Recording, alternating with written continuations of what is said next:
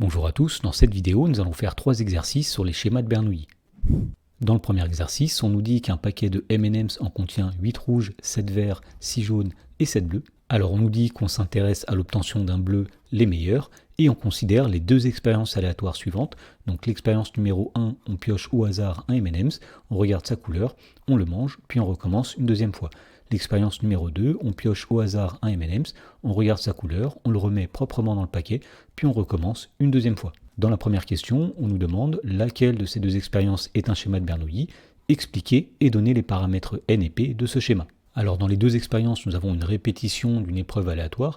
Dans l'expérience numéro 1, cependant, la répétition ne se fait pas de manière identique et indépendante, puisque en effet, dans cette expérience, une fois qu'on a tiré un M&M's, on le mange, ce qui veut dire que lors du deuxième tirage, eh bien, le tirage ne sera pas identique, et le résultat du deuxième tirage dépendra du résultat du premier tirage, ce qui veut dire que les expériences ne sont pas indépendantes. Et au contraire, dans l'expérience 2, puisqu'on remet proprement le M&M's dans le paquet après l'avoir tiré une première fois, eh bien, les deux répétitions seront identiques et indépendantes.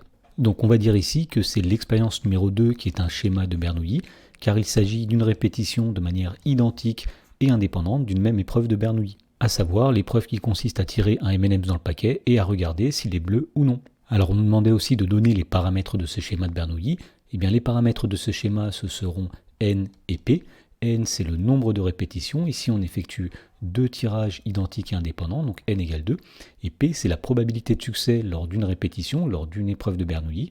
Ici le succès c'est obtenir un bleu, on sait que dans le paquet il y a 7 bleus, sur 8 plus 7 plus 6 plus 7, c'est-à-dire 28 M&M's, donc la probabilité de tirer un bleu, ce sera P, est égale à 7 divisé par 28, autrement dit c'est 1 divisé par 4, c'est 0,25. Dans la question numéro 2, on demande de représenter ce schéma de Bernoulli à l'aide d'un arbre pondéré.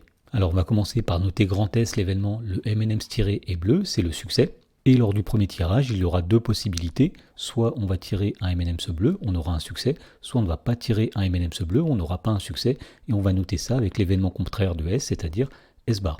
Alors on sait que la probabilité de tirer un M&M's bleu est de 0,25, donc ici nous allons inscrire la probabilité 0,25, et la probabilité de ne pas tirer un bleu, ce sera 1 moins 0,25, c'est-à-dire 0,75. Voilà, donc ça c'est pour la première répétition, puisqu'on faisait deux tirages de M&M's de manière identique et indépendante, et bien si on avait tiré un bleu lors du premier tirage, on peut à nouveau tirer un bleu lors du deuxième tirage, donc nous allons inscrire ici l'événement S, ou bien ne pas tirer un bleu et nous mettrons S bar.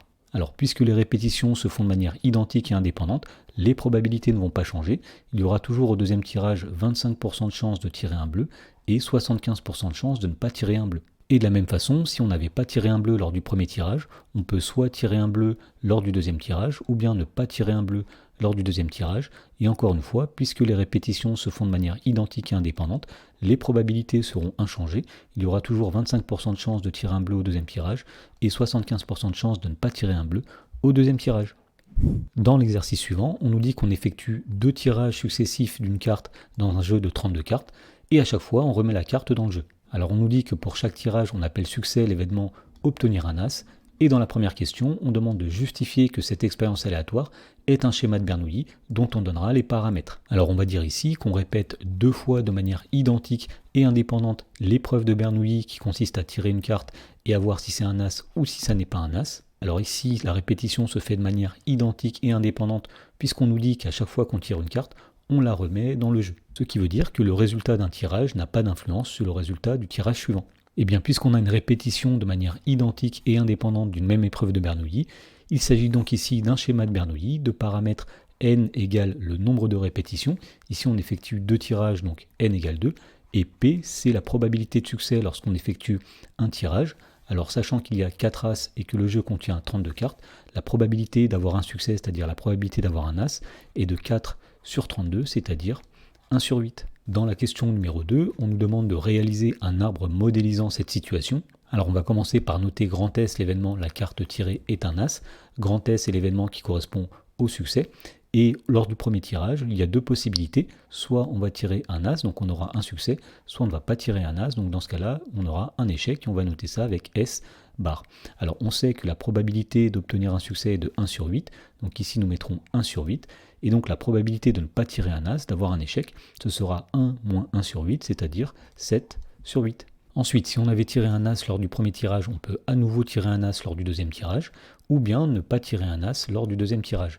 Alors étant donné que la répétition de ces expériences se fait de manière identique et indépendante, eh bien les probabilités ne vont pas changer, il y aura toujours une chance sur 8 d'avoir un as au deuxième tirage, et 7 chances sur 8 de ne pas avoir un as au deuxième tirage. Et de la même façon, si on n'avait pas tiré un as lors du premier tirage, on peut soit tirer un as au deuxième tirage, ou bien ne pas tirer un as lors du deuxième tirage. Et là encore, les probabilités n'ont pas changé, on a toujours une chance sur 8 de tirer un as lors du deuxième tirage, et 7 chances sur 8 de ne pas tirer un as lors du deuxième tirage.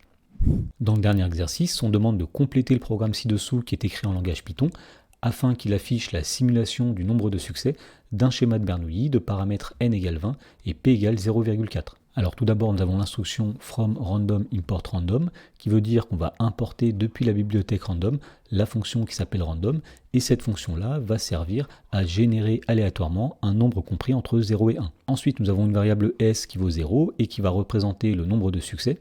Et enfin, nous avons une boucle pour for k in range. Alors, puisqu'ici il s'agit d'un schéma de Bernoulli de paramètres n égale 20, eh bien on va répéter 20 fois une même expérience. Donc ici, on va dire for k in range 0, 20. Alors, qu'est-ce qu'on va répéter 20 fois? Donc tout d'abord, on va créer une variable qui s'appelle résultat, qui sera égale à la fonction random qui est appelée. Autrement dit, la variable résultat va contenir un nombre compris entre 0 et 1. Et on va utiliser cette variable résultat pour savoir si on a eu un succès ou un échec. Alors on sait dans le schéma de Bernoulli qu'on étudie que la probabilité de succès lors d'une répétition est de 0,4. Donc on va dire que si la variable résultat est comprise entre 0 et 0,4, autrement dit if résultat inférieur ou égal à 0,4, eh bien on considérera qu'on a eu un succès.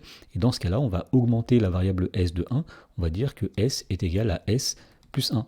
Et si jamais la variable résultat est plus grande que 0,4, eh bien on considérera qu'il y a eu un échec et on n'augmentera pas la variable s. Et finalement, le nombre de succès de cette simulation sera obtenu en affichant la valeur de la variable s. Et si on exécute ce programme, on peut voir par exemple que lors d'une première exécution, eh bien, on a obtenu 8 succès sur les 20 répétitions, et lors d'une deuxième exécution, on peut voir qu'on a obtenu par exemple 9 succès sur les 20 répétitions.